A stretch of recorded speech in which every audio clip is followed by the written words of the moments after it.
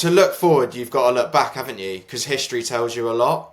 You know? I like the fact that it's up to date because no one's interested. They are interested in what my experience is, but realistically, I think it's more to do with how my experience relates to what's happening today. It's wonderful to Yeah. hear about my backstory, but it is in my head. But probably for No everyone else, comment. it's really dull and boring. And obviously, you edited it down to about a minute last time. But if it's relevant, I think it's better to relate news stories that are relevant, that are current, to maybe an experience that I've had in the past. History repeats itself somewhat.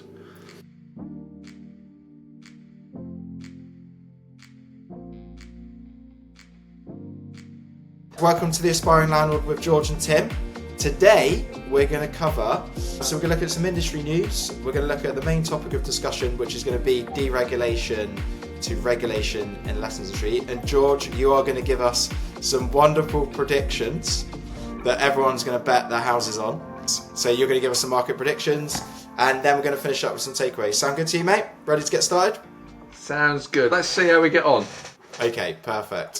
So in the news this week, we've got first little industry headline is the Renters' Rights Bill amendment. So for most of the landlords that should be listening to this, or people that want to be landlords, hopefully they know a little bit about the Renters' Rights Bill, which obviously marks the culmination of what the topic of discussion is going to be today, which is from deregulation to regulation. This is like the culmination of all of that.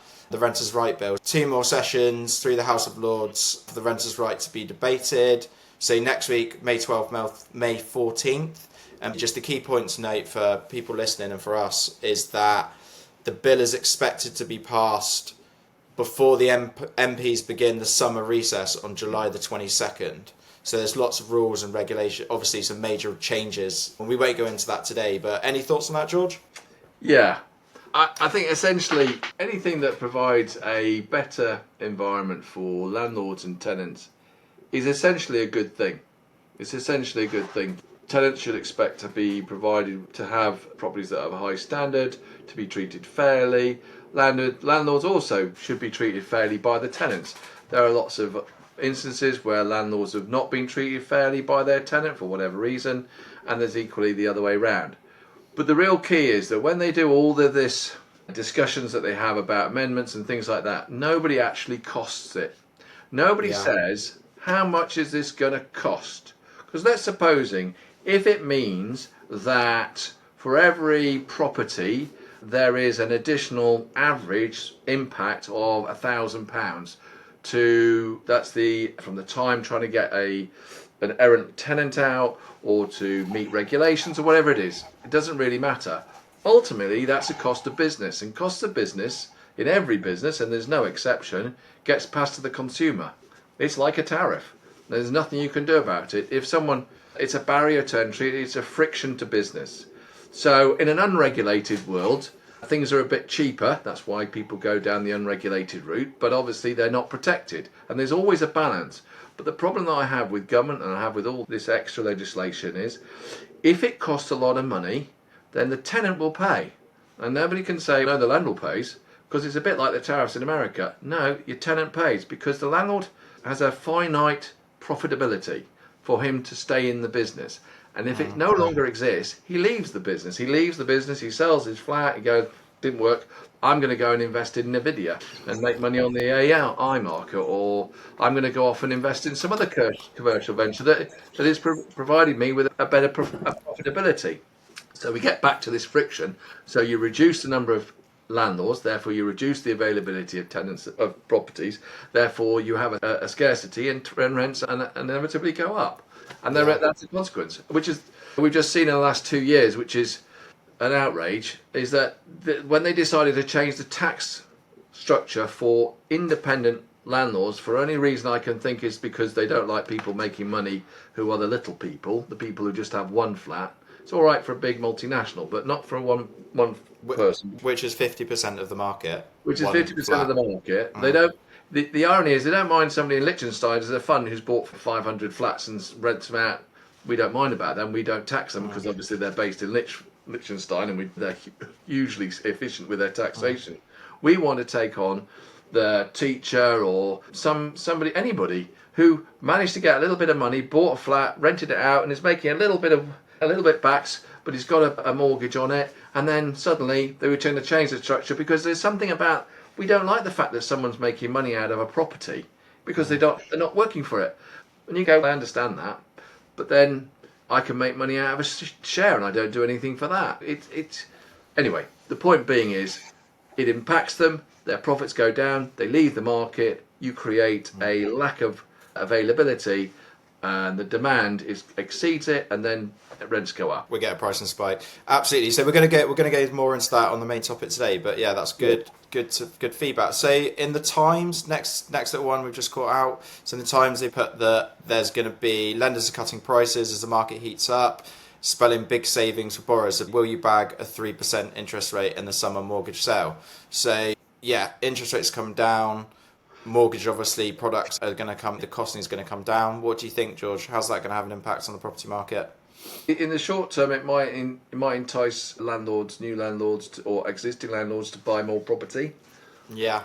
But I don't think it's sufficient to warrant them doing it, because ultimately they're going to get maybe a 1 or 3 year deal. I'd always advise everybody, if you're in a commercial business, as the buy-to-let is, to fix your loan for as long as you can, 5 years. Don't worry about the interest. Make it work on the interest rate, rather than go for some short-term 3%, 12 months. Because the problem because of why is that certainty? Yeah. Uncertainty. Because if suddenly inflation starts to kick off because of tariffs and anything else, which no one can just predict what we're going to get out of no one can predict what's going to happen to inflation. We can all think about it. Everyone says there's going to be more cuts. But the reality is, I've lived through interest rates at 12%. I've lived through interest rates at 0.25%. No one knows. But your business can't afford to bear the individual fluctuations. You need to have a 5-year plan. So you need to have a 5-year loan with fixed costs. And then you need to make your business work as hard as you can and as efficient as you can. It's a fallacy to go, I can get 3% for 12 months, because what are you going to do when it gets out of the 3 months? And the other thing is, the legislation, the way the FCA has regulated banks and lenders, it means that it's a nightmare to get a loan. You have to have an absolute perfect credit rating, you have to have an absolute perfect record. To get those 3% loans, you've got to be a high earning individual. It's a bit of a headline, isn't it? It's just like clickbaity, isn't it? That they want to, yeah. So the reality is most people can't get those rates, or they need to be really they need to be levered with a lot of margin, don't they? So they need to be in a very stable position. So moving on to the third headline, boom time for build to rent. So an article from Savills said first quarter of 2025 saw the highest level of investment in UK build to rent for any first quarter since 2022. Over 800 million was invested, following on from what the agency described as a record-breaking Q4 2024. So for anyone listening who doesn't know what BTR stands for, it's build to rent, and that's going to be something that we're going to be following along closely, because it's a big threat, I would say, to the market. And as we've gone through this main topic today, from deregulation to regulation, you can then see other players that come into the market potentially as things become more regulated. But yeah, any thoughts on this? Is something that I think a lot of landlords, it'd be really interesting, but I think a lot of landlords, I suppose if 50% of the market have only got one property, do they really care if there's some big company or big fund building 1,000 homes in London? I think they care in the sense that they're at the bottom of the ladder of efficiency. So let's suppose if we've all got one flat each, and the government creates this nightmare of a reform act that means that the cost of getting rid of a tenant who isn't paying their rent for 6 months becomes unbelievable, because there are no judges available, because the current court system is broken. It's nothing to do with whether the tenants, it's not their fault, but you can't do anything. Yeah. They're so protected. They can walk in at the moment, if my understanding is right, and they're going for an amendment to make it a 6 months. It's somebody buys a car off a dealer, a brand new car, and they can literally hand it back at any time and say, yeah, no, the finance deal, there you go, there's no penalty, it's just back to you. And the cost of everything goes up. I think it's, if you're at the bottom of the ladder, then you're not protected, because when things start to get really expensive, the government go, look, we've got all these Liechtenstein and Luxembourg-based funds that are buying all these huge, high, tall-rise flats, and so they're okay. And really, we don't like the idea of people making money, not the little people, not the people who are working hard, that are trying to get ahead. We don't like that. We don't want that. We want big, anonymous companies making loads and loads of money that it's okay. Then when we go to the pub, we're not hearing from someone who says, I've got a flat that I rent out. It's almost a jealousy thing. I have a real thing about that. For me, for the tenants, it means choice. And what's bad Yeah. about it is the choice is you can live in a high-rise tower block or not. And you go, but I don't want that. I want to buy a house. I want a family. How many? I mean, those BTRs, none of them are building houses, because Well, ultimately, true. Those ones aren't, but there's single family housing, which is had loads of investment in the last year, because I think a lot of these investment firms have realised it's a sub market of mass housing built for rent, and they've realised that there's a big need for fact that there's a trend in obviously families. Guess what? Renting for longer. that'll look, but you've got to be very careful. It is where it is. I think that's what you'll end up with, a very sterile, regulated. Maybe that's the point. They just don't want anybody else to own property except for these huge multinational funds. It does I don't know. potentially. It does feel like that, but obviously, yeah, we will track it and we'll see. But there's a huge amount of investment going into that area. Obviously, property, it's just incredibly fragmented, isn't it? 50%, so 4 million landlords, 2 million landlords, one property each. Then that's spread across a lot of people, isn't it? So it's incredibly fragmented. But yeah, we'll see. We'll see how it goes. So let's jump in, George, to the main topic today. So a thing I wanted to cover that I think is really interesting, and obviously it ties into the Renters Reform Act, is to look back. So to see where we've got to now, it's good to look back of where we've come from. So Sure. we're going to look back at the inception of the PRS market, so the private rental sector market, and for landlords, why it became something that now there's millions of landlords, millions of private landlords, and what the evolution's been over those 30 years, and then looking at what the opportunities are, what does the landscape potentially look like moving forward, how it can affect all of us, where the opportunities are, where the threats are. So yeah, I've done a bit of research. So looking back, so if we go back, so in starting point, so the PRS sector was in decline in late 80s, where they had like under 8% of homes were rented, and it was due to strict rent controls and strong tenant security under the Rent Act, which was 1997. So obviously that was discouraging any landlord investment. And then what happened was, we'd say the start of the deregulation era. So they wanted to revive obviously the PRS to increase supply, increase choice. So the Housing Act came in 1988. What it pretty much done was it introduced assured short-hold tenancies, very key market-led rents, so abolishing fair rents, and it was market-led rents, and then the inception of the Section 21 no-fault eviction, which was 2 months' notice, no reason needed. What were your thoughts? Do you remember anything from around that time, George? I suppose you weren't involved in property as much at that time. Only in as much as I remember buying a property that I can remember what it was like to be, that's a long time ago, of a first time buyer. Yeah. And the experience of first time buyer, which was easy relative to today. My salary, I was qualified as a pharmacist. I bought my first house with another pharmacist for for the sum of our total annual salary. That says everything. There's not a property out there that a pharmacist in today's climate, they've kept up with inflation. It's not like pharmacists have fallen behind, but there's nowhere that two pharmacists could go out and buy a 3-bedroom semi-detached property for the value of their combined salary per annum. And that is where, and I appreciate the deregulation of property, obviously of renting property, changed the market. But what really changed the market was that everybody was aspiring to buy property. Margaret Thatcher was selling off council houses at the time. Property was relatively affordable for everybody. And I would be interested to know what the average time that somebody spent in rental property before they bought a property. But In what? In the early 90s? in the early Or 90s, yeah. In the early 90s, early 80s, early 90s, So it was a relatively interesting. short period of time, wasn't it? Relatively Guarantee it's short period less. of time, whereby where they said, how long have I been renting?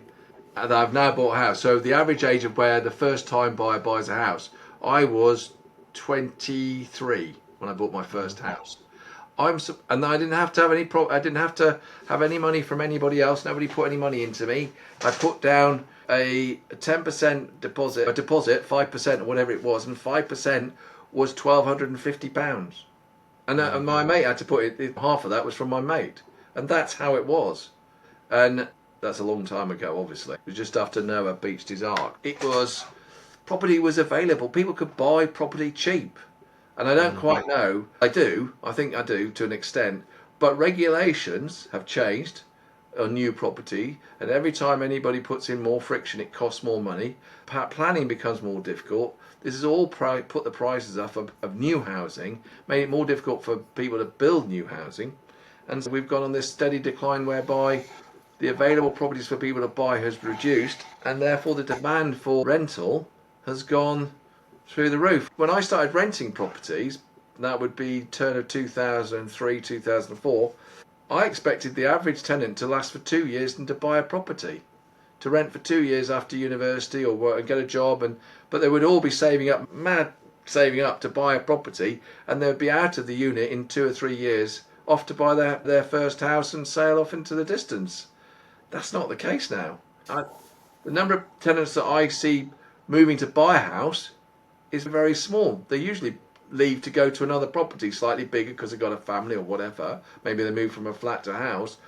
But the number of people that are buying houses are not there. And this is a bit of a hobby horse one. And everything that the government does to improve the situation for first time buyers doesn't improve the situation for first time buyers. Because if it's all to do with the amount of supply, and there's lots of people that can tell you why there's not enough supply, but it's really down to supply. Because if you and I are first time buyers, and the government says, oh, we're going to give first time buyers a £40,000 in Yeah. incentive or help to buy their first house, and you and I are looking at the same house, and it's on the market for say 300,000, and suddenly someone says to you and I, oh, the government's doing a £40,000 incentive by there's no stamp duty or whatever it might be. What are we going to offer for the house each? 340,000. If we can both buy the same house, in other words, giving more money to the buyer just puts the prices up. It doesn't really help. Yeah, it's not fixing the source of the problem, is it? Which is ultimately just as simple as the supply. Like you're saying, it's just it's the supply, but then there's obviously multiple reasons why the supply is where it is. So just focusing on, that's really interesting. When you got into the market, obviously around 2003, 2004, that was actually quite an interesting time because there was a change. Because if you look at, they've deregulated the industry to incentivize more participants, which has clearly happened. As you can always see as well, it embeds itself into the culture. So I know we had talked about this before, where you start seeing TV programs about buying properties, doing them up. So it starts to embed itself into a culture. And obviously England has a culture of ownership. And I think being a landlord still has a sense. You own the home, although you're renting it to someone else. So there's cultural impacts there. But then I think looking back now, and I've got a personal kind of antidote on this, is you create more participants into the market by deregulation, but then you realise, oh shit, there's so many people in the market now, there's a few things we missed. Like, we should have done this. And I'll give you an exact example. Student landlord, I'm at Southampton University, or Institute, sorry, the dumb one, and guy's looking after, he's got about 50 student houses. And guess what? We leave the property, we clean it, it's all nice, it's actually in good condition, and guess what? We're not getting our deposit back. So there you go. So you open up the market to everyone, there's always some unscrupulous people.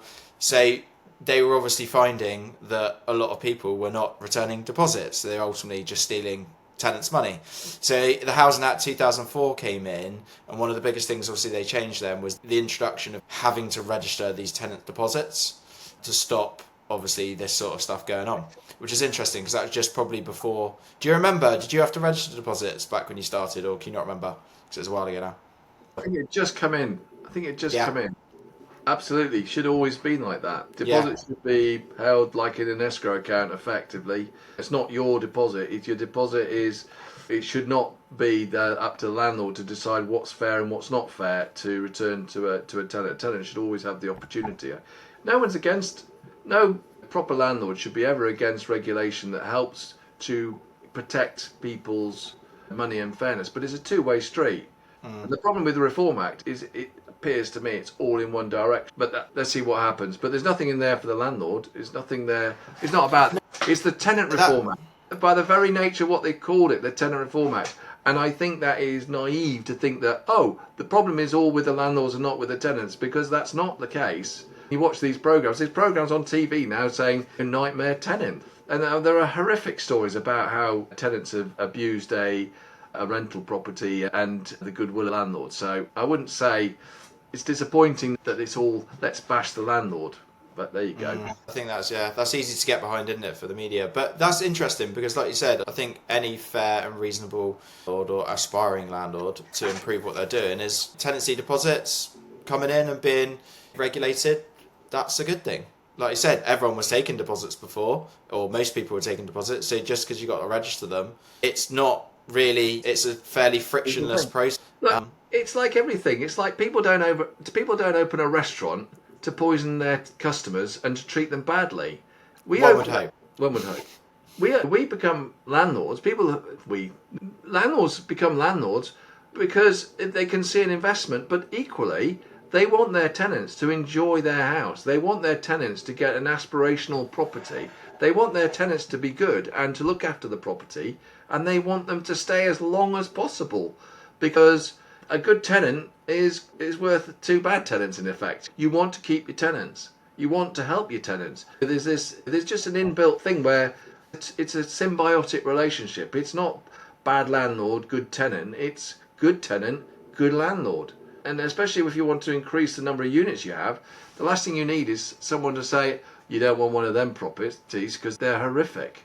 You know? Yeah, we'll go into some of the stuff as we move forward, but it's interesting. They're gonna add ways to highlight bad landlords, which I suppose is a good thing. But yeah, so as you can see, so like we said, so once we get this deregulation, there becomes they address issues that come up and obviously change the rules again and add a bit more regulation. I guess this is the thing about regulation, and we're going off slightly off, but because there's been so much talk of, if you listen to what's going on in America with regulation, deregulation. And I suppose the one thing I've learned or understood is they don't really take away regulation, governments. They add regulation. So in the end, what you have is this, you started off with 100 pieces of legislation, regulation, whatever, in an industry, and they just keep adding on top, and they don't really take anything away of it. Do you agree with that? So it becomes very complicated. The people that instigate the regulation never calculate the cost and never accept that every regulation is passed on to the consumer. They just won't have it, but it's true. If I came into a restaurant and said, we're going to have a tablecloth regulation, and you're going to have to do this with your dough, you're going to have to send it to a specialist cleaner because we've decided that there's too much bacteria on tablecloths. And it's going to cost you an extra £500 a month to get your tablecloths cleaned. They're not just going to sit there and go, oh, that means my profit's gone down by £500. All restaurants would start to increase the value. They might not go up by 500 exactly. They might be able to go, maybe they'll only pass on 300. But there is always a cost to regulation. And you should always balance up by saying, are we that, as a consumer, do I really need that tablecloth? Yeah. So that it's... Because that's the problem. Like because the Tenant Reform Act or whatever it is, you go, oh, we can do this one thing, but they should say the tenant to anybody. But this will increase the price of your McDonald's by an extra 30 pence. They have to be upfront. Because what they're really saying is, it's like when you go into a car insurance and or renting a car, and someone says, would you like a car with this? And they go, okay, how much does that cost? Oh, it's free. Of course you say, I'll have that. But if they say, oh, you can have a foam steering wheel, covered steering wheel, and it's an extra £10, they don't. It's like, I got on a plane this week to come back from Wordbeam, and it was I won't mention who it is, but it's a cheap airline, cheap fares, great, fantastic, deregulated everything. Deregulation. Yeah. What's Yeah. really interesting is suddenly said we're not having meals included in the flight. And what's really surprising is they got more customers, because actually when customers are given the point, they go, it's nice to have a meal. I'd rather pay £5 less. And then they go, we're going to start charging for whole cabbage. And then you watch as these people have all got these big bags that are specifically designed to get into cabin, put it on the cabin, in the cabin. And it's the same thing when the consumer is actually given a choice and go, I don't think we're not too worried about these food on the car. We're not too bad at it. We can condense our things so we don't need a big bag. It's amazing how, and I call it incentive economics. Regulation is the opposite. Regulation is we'll just layer upon layer upon layer upon layer upon layer, and we won't tell anybody just how much it costs this country to do it, because the person who puts it on it doesn't affect me. I just think it's a good thing. But we get to a point where we're in this health and safety hell, which is, and it's not just health and safety. Obviously, those are important, but just everything is added. Yeah. What do you say? What about? Why Anyway. don't they add in? Why don't we review like regulation every 5 years, every 10 years? Why is that? What's the incentive for the people coming up with the regulations? There's no incentive for them to take more. Why is there no incentive for them to take regulation away? Because it's almost Because it's not. yeah.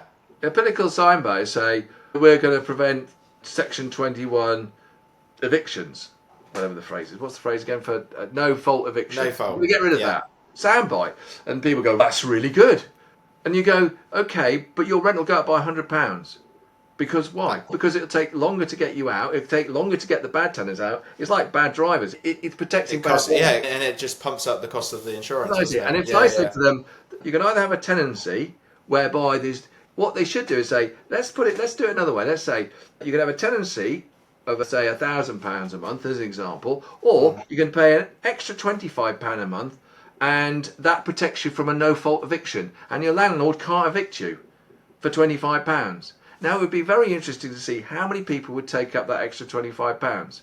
I don't think as many as you think, and the reality is they're not given a choice. Everyone's got a no fault eviction has gone, and so they are now going to pay.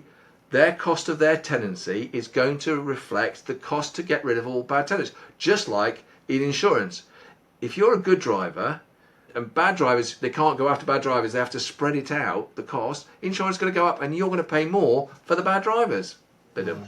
Definitely. So talking about, it's a nice segue actually, because passing on costs. Say some accelerated regulation happened for tenants' rights, landlords' costs. Say 2019 Tenant Fees Act. So banning all letting agents fees, or banning most letting agent fees charged to tenants and cap deposits at 5 weeks. So that was an interesting one, because you're creating legislation on the middleman for a lot of landlords. A lot of landlords, or a number of landlords, use an agent to rent their property or to manage their property. And by going after the middleman, what was that saying? What was that doing? Where was the play for the government in 2019, George, in your opinion, when they did that? Did the market? I think we know. It's a political soundbite, but the reality is the tenants are still paying the money. They just pay it in a different way by higher rent. But what happens is it never is instant.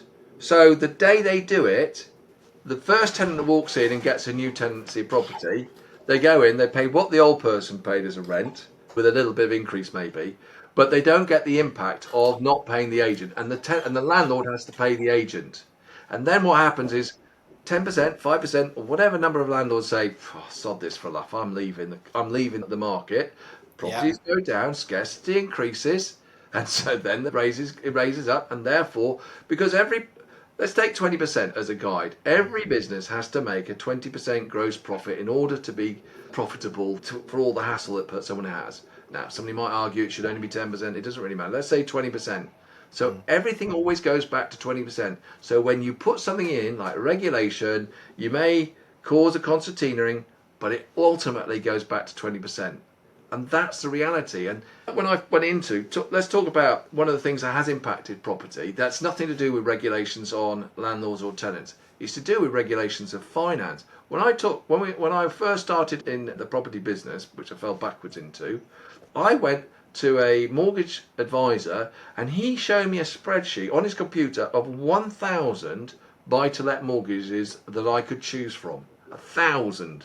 And it took me 2 weeks, 3 weeks after valuation to get it. And all they asked was I had to have an income of £20,000. And that's it. They didn't want to know who I was. They didn't want to care. They didn't care what I did, how much money I had, or how much little money I had. And they just did it. And of course, that made it very easy for lots of people to buy property. Not necessarily people who should buy property, but they did. And that was the precursor to 2008, which was the financial crash. Yeah. The financial crash meant that we have now gone into a world of FCA where everything is belts and braces. And so not only has the rental market suffered with regulation per se on its own on its own backyard, but it's also having to put up with the intent. I'd be really interested to find out what it would be, what the experience of a new first-time buyer of a rental property who's got a deposit that they need, say for a 75%, so 25% deposit, which is in those days we were getting 95% loan to value. Let's say, and they buy their first property and they want to become a property landlord, or part-time, albeit part-time. How easy it was for them to get a buy-to-let, and how invasive was the questioning to make sure that they had enough money as well as the value of the property, because in those days it was all based on the value of the property and the rent that you got.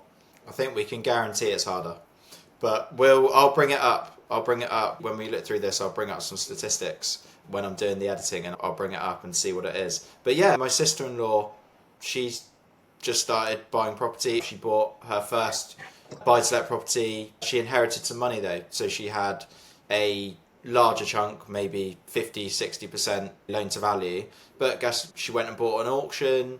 She actually went on Homes on the Hammer and she did all that stuff. But it would be interesting, yeah, definitely. I think it's certainly tougher, isn't it? I'm sure. And I think that just follows the same theme, doesn't it? Of deregulation to heavy regulation.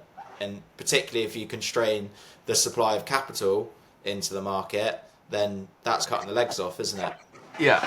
I'd love to hear feedback from young entrepreneurial landlords who are getting on the ladder, who want to do that, who have bought their first property or whatever, how the experience is to get finance, to buy the property, to deal with all the regulation. That's why there aren't enough landlords. That's why there aren't enough rented properties. I think as well, what we've had is in this deregulation to regulation sort of cycle, what you end up doing is, because, in my opinion, because you constrain the returns and make it harder, people look for where's a better return still within property. You had student properties, HMOs in terms of letting rooms out. Then we had this small company called Airbnb, which started. They said, and short-term holiday lets. And it's this, just obviously with innovation, people are always in new ways of doing things, or people are always trying to chase higher returns to get better return on their money, aren't there? But I think a lot of, to answer your question, to your point, a lot of younger people that are going into the market are not going to buy a flat and rent it out to Mr. and Mrs. Smith. They're buying a house, turning it into rooms. There's an annex in the garden, which they're Airbnb-ing. So they're combining and bundling different ways of making money to make it work. And I guess that's what happens in markets that become heavily regulated and more constrained. Do we have a problem in this country where people don't like people making money? Do we have a problem that the government can't be openly seen to incentivising people to make money? Because I think there is. I think there is no narrative that says, well done to the 27-year-old who's gone out, worked hard, bought a property to rent out. Worked really hard, saved enough money, got the property, rents it out, and provides a roof for an individual, a family that can't afford to buy a property at that moment in time. Why don't we pat them on the back? It really saddens me that the narrative out there is no positivity about a person who rents a property, whether it be part of their property, a room or anything, and say thank you for housing all these people. Because as a government, we've been absolutely shite, pardon my French. We've been rubbish at it. There's no incentive. There's no incentive to rent for people to help people find provided for rental properties. And because there's no help, tenants are faced with literally buying the first thing they can get an accepted offer on, and that's wrong. I slightly disagree with you, because I think that entrepreneurship and has become almost like it's become a trend, that it's become something people used to aspire to be: athletes, to be footballers, to be doctors, lawyers, whatever. No one ever used to. I'm pretty sure 20 years ago, early 2000s, there was not this entrepreneurship, be a businessman, it's really glamorous, it's this, it's that.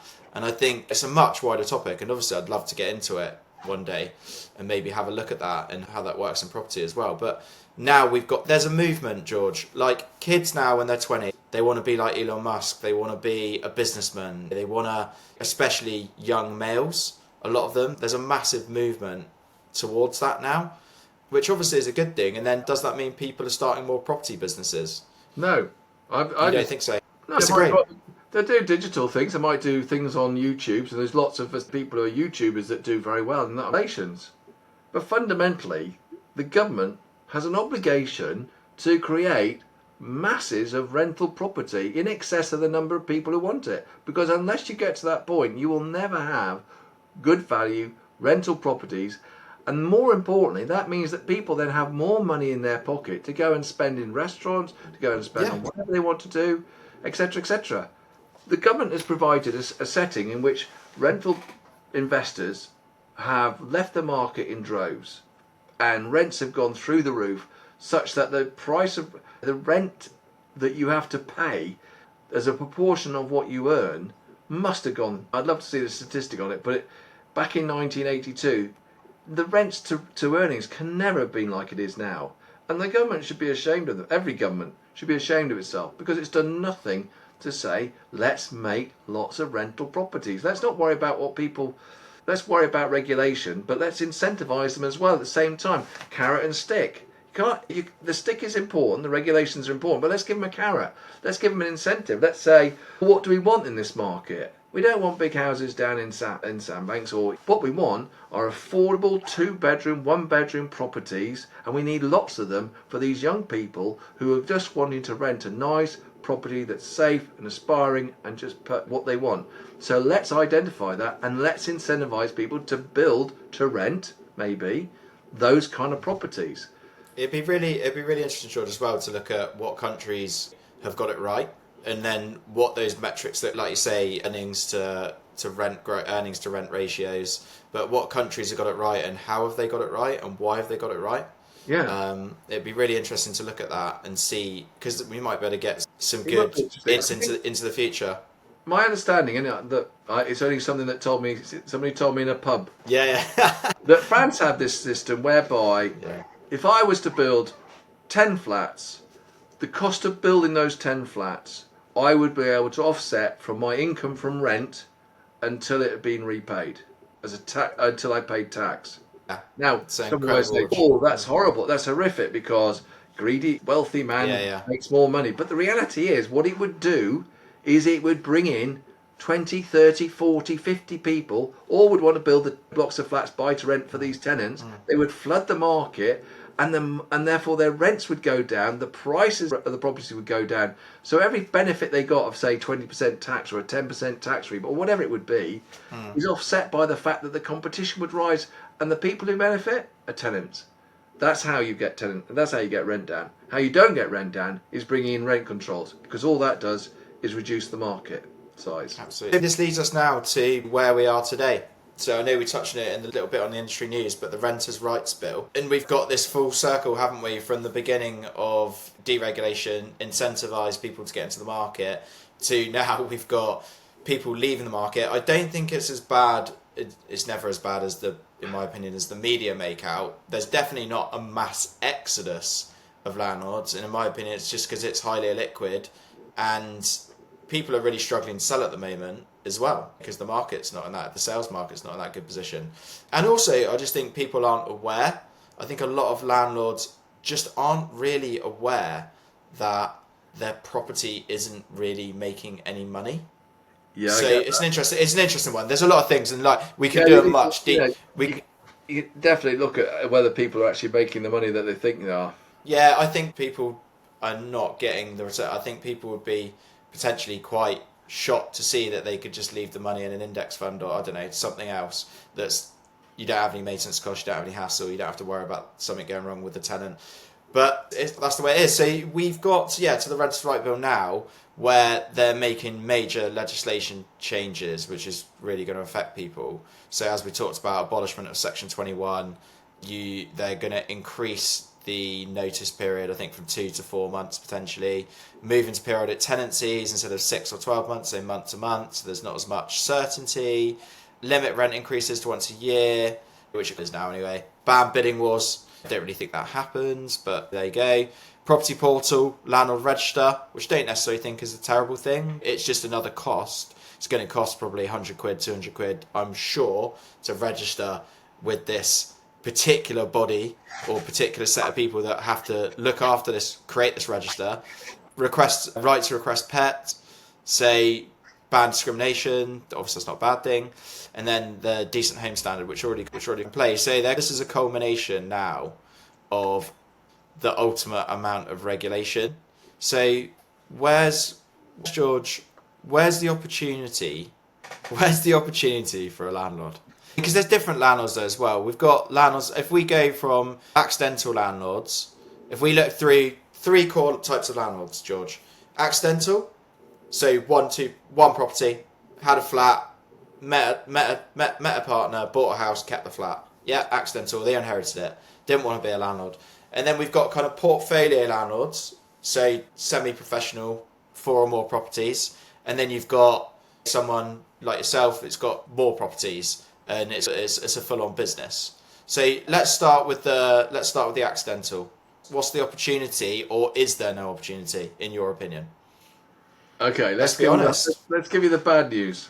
The rental market, with the regulations that are being imposed, with the narrative which is landlords are bad and whatever, with all this as the backdrop, and absolutely the government has no desire to, any government, this isn't political, this is any government, Yeah. the government, no understanding that if you want to improve the lot of the tenant, number one, there must be 10% more properties available than there are tenants. And then the tenants are in control, right? Tenants are in control. That's how it should be. We want more tenanted properties. And all of this regulation, everything you put is a stick, and there is no carrot, and it means that there is a reduction in property, there is an increase in costs. So I see that's going to put pressure on the profitability model of everybody's profit portfolio, whether they're the biggest or the smallest. It's going to create a problem. But the real issue is, in all of these instances, that he who has the smallest footprint relative to everybody else is at the bottom of a ladder. And when the ladder shortens, they fall off. And what I mean by that is, if I can give you an analogy in retail which people can see, if there's a butcher on a parade of shops, and then you have a supermarket, and then you have an online supermarket, which one is going to be hit hardest by a new food regulation standards to protect the consumer, causing all kinds of regulations to be adhered to? The big people of the supermarkets and the online, they're going to be doing so much that the regulation per individual transaction or per individual property or whatever will be mitigated, because it's the same for each one. But for the poor guy who is a butcher in one place with one shop, he's going to be absolutely mullered, and he's already in a disadvantage because he's only got one shop and everything costs more. He has no economies of scale, and he doesn't have the ability of have someone who's specifically there to deal with every specialist. He's the specialist for everything. He'll probably be trying to do most of his repairs that are easy himself or herself, whereas a portfolio landlord, a portfolio person, is able to do all their repairs. One guy does all of their repairs. You have a van with one person going around and around. It's cost and efficiency. And then to buy the washing machine to replace, they've got to go to a retailer to get their washing machine. They don't get special prices. Whereas someone who's got lots and lots of properties, say let's take a big institution has 1,000 properties, then they're replacing washing machines every single week. And so they're going to buy them cheaper. And that's the whole point. So ultimately, it's not looking good for the smaller portfolio owner or property owner. And what they have to do is find a way to survive by adapting and changing and evolving. Just like a butcher suddenly becomes a delicatessen. They have to find a way Yeah. to be more innovative Yeah. because it's not easy. But It's not also, that's I like that, George, because they are more. The thing about being smaller is you're more nimble. You can make decisions quicker, potentially. So you can be more innovative. You can try things out without the bureaucracy sometimes. Okay, so there are some. I think they're becoming specialist or putting your own spin on things, whether that's just when you're renting your property out, for example, just and it comes up available, doing more of do some staging, put some flowers in there, put some whatever that's gonna, like you said, keep you going and make survive. What do you think the? Yeah, sorry. sorry, or they specialize their property, so they make them specifically target to a specific Yeah, audience. market. So Yeah, a yeah, niche, I don't know what that would be, but they would provide a disability, a particular disability. They would yeah. make it and gear it. They talk to local council. They say, look, I want to do a property that's specialist. They'd get more rent. They would be isolated from. They would have to do all the regulations, but they'd be much more adaptable to what the market wanted. So that's what I would say. Definitely. Where do you think, so for the sort of larger portfolio landlords, that this is a business for them, with how's it going to affect them? You're just saying they're just going to hoover it up. Do you, because there's some interesting statistics around larger portfolio landlords are buying more properties at the moment than any other. Small landlords aren't buying, obviously they're looking to potentially sell. Larger portfolio landlords are trying to, but they're being very picky with the types of properties that they're buying. What do you think of that? That's just, I think they're buying more. They're trying to get up that ladder. So they want their yeah, properties to what I call be efficient entities, modern. They've not got a leaking roof. They've not got issues with the fact that they've been poorly maintained. They are changing the way that they market. They are changing the way of how they identify their tenants because a good tenant will become really gold dust. Maybe somebody might decide they want to incentivise tenants to stay on for an extra 12. They get a good tenant, they say, we've decided you're going to get a loyalty bonus for being a good tenant for 12 months. And what we're going to do is we're going to give you a discount. We don't, because we want to keep you. Because ultimately, the regulations is such, it's such a pain to change, to get someone in and you go, it's actually worth. Yeah, it's actually the numbers worth that us, come. I mean, it's worth I us think, doing it. yeah, So we'll see. Innovation and change is everything in every commercial entity. You've always got to be innovative. You've always got to adapt. You've always got to change. And anybody who thinks that whether they're 1,000 units or 1 unit, you're going to have to adapt and change to this market because what you're trying to do is survive on that ladder. And if you can do, all you got to do is get above the rung, above the bottom rung, and stay on that rung because this market will fluctuate. You'll get a point where it's extremely unregulated and popular because a government will get in and say we're going to give an incentive for landlords. We don't have enough landlords, and suddenly you'll be in the prime position because you'll be able to do well in that market. But equally, you get another government that says we're going to do rent controls, and unless you're high enough up, it's like in any business. It's like every business is the same. You've got to be high enough up a ladder so that when the disaster comes, which is in like 2008, the credit crunch, if you're over leveraged, and as a lot of people were, they floated off. That was it, gone, never disappeared, and you were left. But now, have you had a good last 10 years? I'd say you've had a good 10 years. Maybe we're in the point now where everything's going to go a little bit harder. But if you can survive like any market, you take away all your competition. Competition gets removed, and the very best survive. And then when the market expands, you then benefit. That's just the way yeah, life is. amazing, cool. That sounds good. So before we wrap up, let's take it on to our last bit. George's market predictions. I love this. I'm not sure As what you're that means. be bold. Right.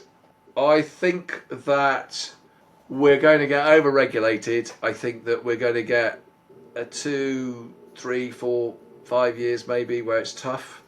But I think there's going to be almost back to where we were before 2000, 1980, and Oh then wow. someone's going to come along and say, "This isn't working. We need more landlords. We need more rented properties. It won't be the same. It won't be unregulated and it won't be Wild West.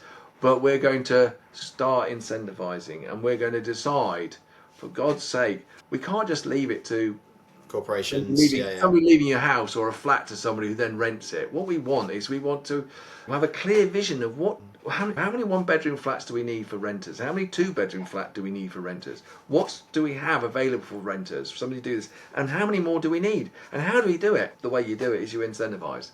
Let's get people who have worked hard and saved some money to help house and tenants, and give them the opportunity to save money to buy a bloody house because the rents are less.